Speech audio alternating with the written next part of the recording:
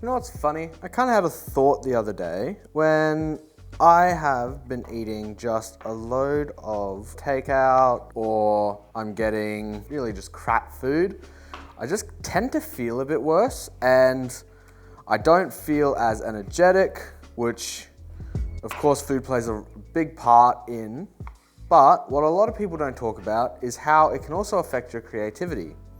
And as creative people, we sort of rely on that muscle to get us through the day and basically create what we need to or get our fulfillment through whatever we're doing. A better diet just tends to make me at least feel more creative, more energized and all that.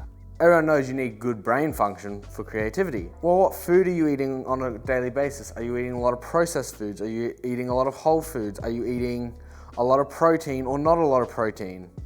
Now, I'm dicing these chicken thighs pretty small because I want them to cook quickly while also being able to have a mouth-sized bit when you're at like work and when I'm sort of just needing a quick bite.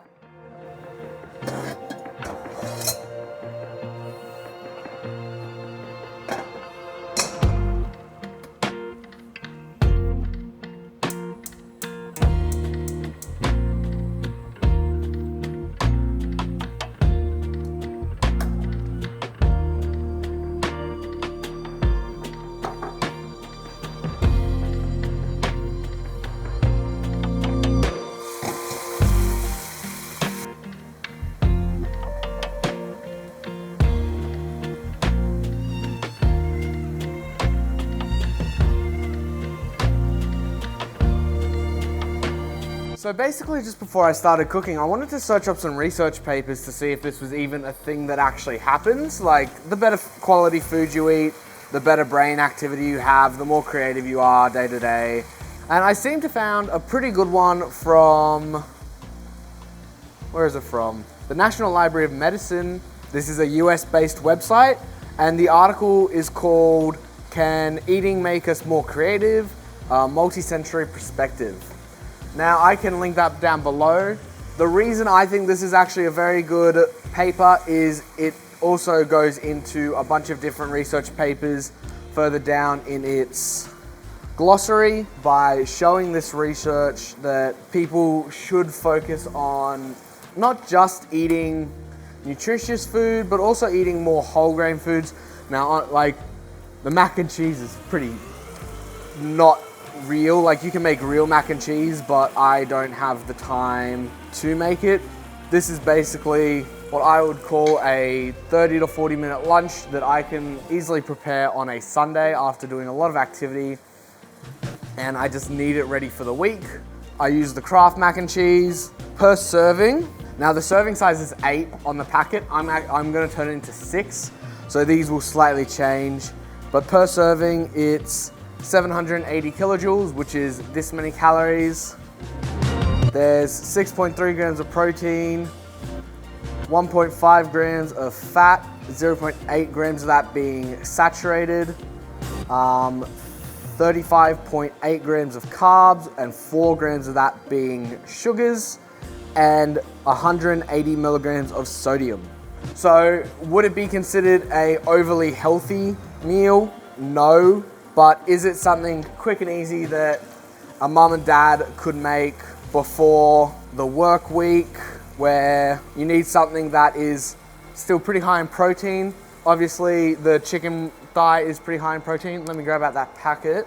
So I got 1.3 kilos of chicken thigh, which over 6 servings with that amount breaks into these macros. Basically just allowing us creatives to sort of get a glimpse into what actually happens in our brain, because sometimes we can overestimate our ability to function on lower quality foods, or say if you're a person who doesn't like breakfast. I'm not a person who indulges in the breakfast treats and you want to have a bit of a bigger lunch and a bigger dinner, then I think that makes all the sense to maybe put a little bit more calories into your lunch, but it's more tasty doing so because you like the taste of teriyaki more than you like the taste of plain chicken. I think anyone can agree that plain chicken sucks. Like, you can see it in as simple as caffeine.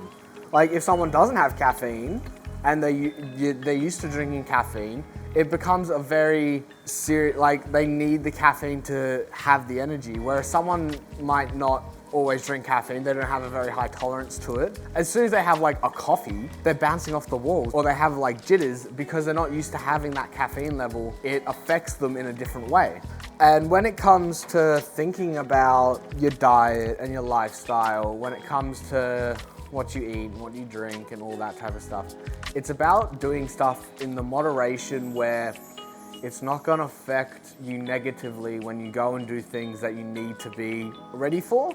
Say like you need to be ready for, I'll give an example. Say you need to be ready for this photo shoot. It's of a really important client, you need to get it good. If you have junk food and a lot of alcohol and you turn up hungover and just feeling like shit, you're not gonna do great work. Potentially, it's gonna be not good enough where you don't get rehired. What I am saying is when let's say you're doing the same job, instead of eating out that night, eat in, make something that's healthy, make like a spag bowl or make a mac and cheese and chicken teriyaki, and have a couple glasses of wine. Now you're still eating nice food, you're still having a little bit of a drink, but when you turn up the next day, you're not gonna be hungover, you're not gonna be feeling like the worst person in the world. You're still gonna be doing really good quality work, and you're much more likely to be performing at 80, 90, and 100% of your capability, instead of if you did do all that stuff and you are feeling terrible, you might be performing more at like 60, 70, 80, if that makes sense.